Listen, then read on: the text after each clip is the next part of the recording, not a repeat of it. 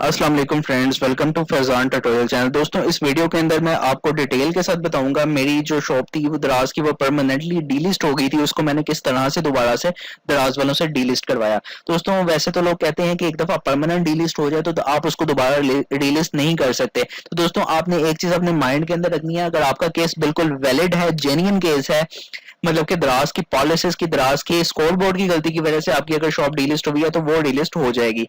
लेकिन अगर तो गलती आपकी जेन्युइन है, आपने वाकई ही में किसी पॉलिसी की वायलेशन की है, फिर आपकी शॉप डीलिस्ट हुई है, तो फिर वो दराज वाले उसको डीलिस्ट बहुत मुश्किल है कि करें। तो दोस्तों, मुझे ये ईमेल दराज वालों की तरफ से रिसीव हुई थी। इसके अंदर लिखा हुआ है कि आपकी शॉप जो है उसको परमानेंटली डीलिस्ट किया जा रहा है, और इशू इसकी रीजन लिखी हुई, परमानेंट डीलिस्ट की वजह लिखी हुई थी क्वालिटी इशू डेट। और इसके अंदर क्या था, पिछले 6 साइकिल्स के अंदर आपकी 3 से ज्यादा दफा आपकी शॉप जो है वो डीलिस्ट हुई। बेसिकली हुआ मेरे साथ ये था कि 2 दफा तो टेम्परेरी डीलिस्ट हो गया था, तीसरी दफा इन्होंने परमानेंट डीलिस्ट ही किया। तो बेसिकली रीजन जो मेरी नजर में थी वो ये थी कि मेरा जो स्कोर बोर्ड था वो काफी देर से अपडेट हुआ था। बेसिकली हुआ ये था कि मेरी से एक छोटी सी गलती हो गई थी, मतलब कि मेरा शिप ऑन टाइम वगैरह थोड़ा सा इंक्रीज हो गया था, कुछ ऑर्डर मैंने देर से प्रोसेस किए थे, लेकिन वो एक टेम्परेरी था, उसकी वजह से मेरी शॉप एक दफा टेम्परेरी तो डीलिस्ट हुई। वो तो चले मेरी गलती की वजह से हुई, लेकिन उसके बाद में मैंने अपनी सारी परफॉर्मेंस अच्छी कर ली, सब कुछ बेहतर कर लिया, लेकिन उसके बावजूद उन्होंने मेरी परफॉर्मेंस दोबारा ऊपर नहीं उठाई, मतलब जो स्कोर बोर्ड था उसको अपडेट नहीं किया। इसी तरह से कुछ फेक ऑर्डर्स थे, फेक रिटर्न थे, जो कि मेरे सारे के सारे अप्रूव हो गए, जो कि दराज वालों ने काफी देर से अपडेट किए। इवन कि जब मेरी शॉप डीलिस्ट हो गई परमानेंटली, उसके बाद जाके उन्होंने उसको स्कोर बोर्ड के अंदर अपडेट किया। तो सबसे पहले नंबर पर मैं आपको बताता हूँ कि जब आपकी शॉप डीलिस्ट हो जाती है तो आप किस तरह से दराज वालों से राब्ता कर सकते हैं। तो पहली चीज तो ये कि अकाउंट आपका डीएक्टिवेट हो जाता है, आप उसको लॉग इन ही नहीं कर पाते। जब आप उसको लॉग इन की तरफ जाते हैं तो अकाउंट डीएक्टिवेटेड लिखा हुआ आ जाता है, अकाउंट आप लॉग इन कर ही नहीं सकते। क्योंकि अकाउंट लॉग इन नहीं होता है तो आप लाइव चैट पर भी दराज वालों से बात नहीं कर सकते। उसके बाद में जो एक्स फॉर्म होता है, एक्स फॉर्म जो कि मतलब क्लेम फॉर्म होता है, वो भी आप फिल नहीं कर सकते। तो ये जो कुछ यानी कि तरीके होते हैं दराज वालों से कांटेक्ट करने के, तो ये तरीके आपके बंद हो जाते हैं जब आपकी शॉप जो है परमानेंटली डीलिस्ट कर दी जाती है। उसके बाद में दूसरे नंबर पर आपने क्या करना है, आपने एक यानी कि लंबी सारी डिस्क्रिप्शन टाइप कर लेनी है। आपने ए टू जी पूरा का पूरा अपना केस टाइप करके टेक्स्ट के अंदर उसको सेव करके रख लेना है। आपने उस केस के अंदर क्या बताना है, आपने सारी की सारी डिटेल्स बतानी है कि आपकी जो शॉप है वो किस वजह से डीलिस्ट हुई है और आपकी इसके अंदर क्या गलती नहीं थी। और उसके अंदर आपके अगर कोई क्लेम नंबर्स हैं, क्लेम्स अप्रूव हैं, वो सारे आपने क्लेम नंबर मेंशन करने हैं, ऑर्डर नंबर मेंशन करने हैं। इसी तरह से अगर कोई फॉल्स रेटिंग, आपको कोई गलत रेटिंग कस्टमर की तरफ से मिली है, कस्टमर की गलती थी, आपकी गलती उसमें नहीं थी, तो वो भी आपने अच्छी तरह से उसको एक्सप्लेन करना है। तो आपने एक ही दफा लंबी सारी डिस्क्रिप्शन जो है उसको टाइप करके कॉपी करके अपने पास रख लेना है, और यही आपको आगे भी यूज होगी। आपने डिफरेंट जगहों पर इसी को आपने सेंड करना है। एक दफा आप थोड़ा सा टाइम लगा लीजिएगा, आधा घंटा या घंटा लगा कर आपने एक लंबी सारी एक अच्छी सी डिस्क्रिप्शन जो है उसको टाइप कर लेना है। उसके बाद में आपने आपके पास अब दराज के साथ कांटेक्ट करने के क्या वेज रह जाते हैं। सबसे पहले नंबर पर जो तरीका है, आप उनको हेल्पलाइन पर कॉल करें। हेल्पलाइन पर कॉल करेंगे तो मे बी आपकी सुन लें बात, लेकिन उनको चलें एक्सप्लेन आप करने की कोशिश करेंगे। हो सकता है आपके केस को अगर वो रिव्यू कर लें तो वो आपकी शॉप को डिलीट कर दें, लेकिन अगर वो रिव्यू नहीं करते तो आप कुछ नहीं कर सकते। दूसरे नंबर पर ये एक ईमेल है इनकी, seller.pk@care.daraz.com, ये इनकी 24 घंटे की ईमेल है। इसको इसके ऊपर आपने वो ईमेल सेंड करनी है जो आपने डिटेल सारी की सारी टाइप की होगी। लेकिन ये जो ईमेल है, ये लोग पता क्या करते हैं, ये लोग कुछ इस तरह से करते हैं कि आपने जो उनको ईमेल सेंड की है, ये उसको बस थोड़ा सा देखते हैं, देखने के बाद क्या करते हैं, उन्होंने एक रिप्लाई कॉपी पेस्ट किया होता है, कुछ इस तरह के रिप्लाई होते हैं, बस इनको सेंड कर देते हैं कि 3 दफा आपकी जो शॉप थी वो चूंकि डीलिस्ट हुई थी, इस वजह से हमने उसको डीलिस्ट कर दी, परमानेंटली डीलिस्ट कर दिया है।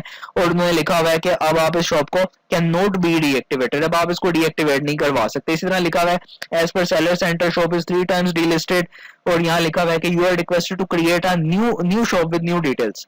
तो मतलब कि इनका कहना यह है कि मेरी जो शॉप है वो अच्छी तरह से मतलब परमानेंटली डीलिस्ट हो गई, अब ये डीलिस्ट हो ही नहीं सकती, अब आप नई शॉप बना लें, यही आपके लिए बेहतर है। तो दोस्तों, आपने हिम्मत नहीं हारनी, आपने इनको कॉल भी करनी है, इसके ऊपर भी ईमेल्स आपने डेली सेंड करनी है इनको। उसके बाद दोस्तों, तीसरे नंबर पर आपने क्या काम करना है, आपने इनका फेसबुक के ऊपर एक ग्रुप मौजूद है दराज सेलर्स कम्युनिटी के नाम पर, वहां पर आपने पोस्ट भी कर देनी है, और वहां पोस्ट आपने करके आपने कोशिश करनी है, वहां पर 2-3 दराज के बंदे हैं जो कि मतलब सोशल मीडिया पर काम कर रहे हैं। एक बंदे का नाम है सजावल खोखर और एक है महक, ये 2 बंदों के नाम है। इनको आपने क्या कर देना है, वहां पर टैग कर देना है। ये लोग भी इतने आराम से आपकी बात नहीं सुनते। दूसरे नंबर पर आपने क्या करना है, इनको मैसेज भी करना है। आप इनको मैसेज भी डेली हर एक दो दिन के बाद करते रहें, और आपने जो पोस्ट है उसके अंदर भी इनको टैग करना है। और अगर ये आपके मैसेजेस नहीं देख रहे हैं, इनबॉक्स में नहीं जा रहे, तो आप हर एक आधे दिन के बाद किसी ना किसी बंदे की पोस्ट के नीचे जाके इनको मेंशन करें और इनको बोलें कि आप अपना इनबॉक्स चेक करें, मैंने आपको मैसेज सेंड किया है। तो जब ये आपका इनबॉक्स चेक करेंगे, मैसेज पे आपसे बात करेंगे, तब भी ये आपके हाथ इतने आराम से नहीं आएंगे। आपको इनको बहुत ज्यादा फोर्स करना पड़ेगा। काफी दफा आपको इनको सारा का सारा अपना केस एक्सप्लेन करना पड़ेगा। जब आप कर देंगे, अगर ये लोग आपका केस आगे फॉरवर्ड कर देते हैं, तो फिर चांस है कि आपकी जो शॉप है वो रिलिस्ट हो जाए। उसके बाद एक और इनका फॉर्म है, इस फॉर्म का लिंक मैं आपको डिस्क्रिप्शन में भी दे दूंगा। ये फॉर्म का लिंक मुझे कहाँ से मिला था, मैंने जो इनकी दराज वालों की ऐप है इसके ऊपर 1 स्टार रेटिंग देकर मैंने थोड़ी सी जरा ये बातें कही थी कि ये मतलब कि अपने सेलर्स के साथ ठीक से बिहेव नहीं करते, तो उन्होंने मुझे इस तरह से कुछ उसका रिप्लाई दिया। इस रिप्लाई के अंदर उन्होंने फॉर्म दिया कि आप इसको फिल करें। इस फॉर्म के अंदर सेलर और बायर दोनों का ऑप्शन होता है, तो आपने अपने आप को एज अ सेलर शो करके अपनी शॉप की डिटेल्स लिखकर इस फॉर्म को भी फिल कर देना है। इसकी भी आपने डिटेल जरूर फिल करनी है। तो ये 4 तरीके, इन चारों से आपने दराज वालों से कांटेक्ट करना है। अब दोस्तों, मेरी जो शॉप थी वो किस तरह से डीलिस्ट हुई है, मतलब कि मेन क्या रीजन थी जिसकी वजह से मेरी शॉप डीलिस्ट हुई है। वो रीजन ये थी कि मैंने जो ये दराज की जो कम्युनिटी के मेंबर थे, इनसे मैंने कांटेक्ट किया था। इसके अंदर मैंने इनके एक मेंबर से कांटेक्ट किया, उसको मैंने सारा का सारी चीज एक्सप्लेन की। काफी टाइम के बाद जाकर उसने मेरा केस आगे फॉरवर्ड किया, और उसने मुझे बताया कि मैंने आपका केस आगे ईमेल के थ्रू जो टीम है उसको फॉरवर्ड कर दिया है, तो इंशाल्लाह जल्दी उसका रिप्लाई आ जाएगा। तो उसके तकरीबन कुछ टाइम के बाद मेरी जो शॉप थी वो डीलिस्ट हो गई। डीलिस्ट होने के बाद उसने मुझे बता दिया कि आपकी शॉप हमने डीलिस्ट करवा दी है।